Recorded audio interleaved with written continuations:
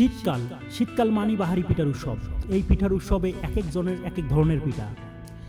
এই পিঠার ভিড়ে আপনার পিঠাটা যদি হয় একটু ব্যতিক্রম, তাহলে কেমন হবে বলুন তো।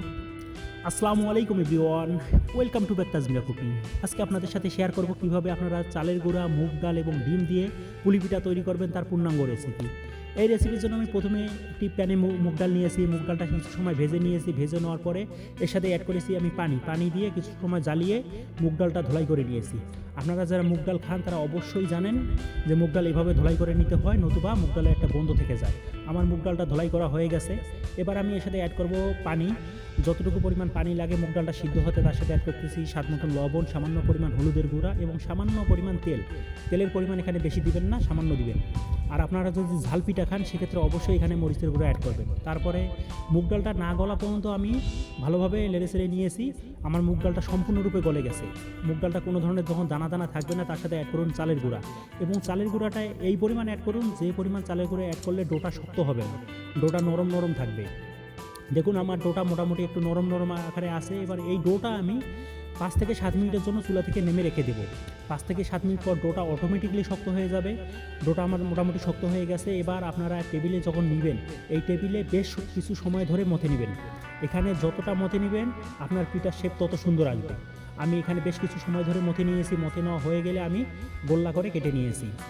আমার এভাবে সবগুলো গোল্লা আমার যখন কাটা হয়ে গেছে, যখন আমি টেবিলে বেলবো তখন আমি প্রথমেই একটা টেবিলের উপর একটা পলিথিন বিছিয়ে নিয়েছি।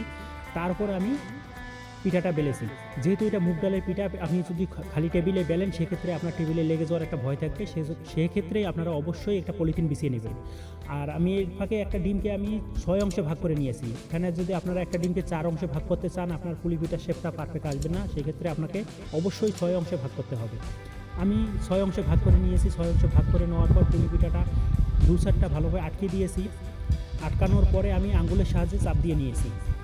আঙুলের সাহায্যে চাপ দেওয়ার পরে আমি কাঁটা চামিচ দিয়ে চাপ দিয়ে নিয়েছি। এখানে আপনারা অবশ্যই কাঁটা চামিচ দিয়ে চাপ দিয়ে নেবেন। কাঁটা চামিচ দিয়ে চাপ দিলে আপনাদের পিঠাটা আর খুলে যাওয়ার কোনো সম্ভাবনা থাকবে না। আর আপনারা যদি অতিরিক্ত ডিজাইন চান সেক্ষেত্রে আপনারা দু সাইডে চাপ দিয়ে নেবেন। সেক্ষেত্রে আপনাদের দেখতে আরও সুন্দর হবে। আমি এক সাইডেই চাপ দিয়ে নিয়েছি, আমার জন্য এনাফ। এভাবে আমি সবগুলো পিঠা তৈরি করে নিয়েছি। সবগুলো পিঠা আমার যখন তৈরি হয়ে গেছে, এর ফাঁকে আমি একটি প্যানে তেল গরম দিয়েছি। তেলটা মোটামুটি 50%-এর অধিক যখন গরম হয়েছে তারপর আমি পিঠা ছেড়েছি। এখানে আপনারা ঠান্ডা তেলে পিঠা ছাড়বেন না, তাহলে পিঠাটা হতে অনেকক্ষণ সময় লেগে যেতে পারে। আপনারা তেলটা হিট করে ছাড়ুন এবং পিঠা ছাড়ার পরে তেলের হিটটা আরও বাড়িয়ে দিন। পিঠাটা আপনার হতে সর্বোচ্চ সময় লাগবে 1 থেকে 1.5 মিনিট। 1 থেকে 1.5 মিনিটের মধ্যে আপনার পিঠা হয়ে যাবে। আর এই পিঠাটা খেতে এতই সুস্বাদু, যদি আপনার এই নিয়মে একবার এই রেসিপি তৈরি করে খান, আপনি বলতে এবং কমেন্ট বক্সে লিখতে বাধ্য হবেন যে ভাই আসলে একটা পিঠা খেয়েছি, পিঠাটা খুব সুস্বাদু হয়েছে।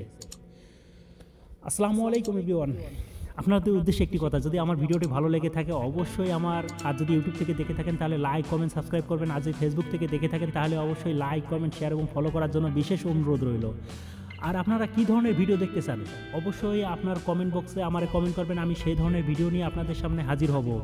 আরেকটি কথা, আপনাদের ভালোবাসাই আমার এগিয়ে যাওয়ার অনুপ্রেরণা।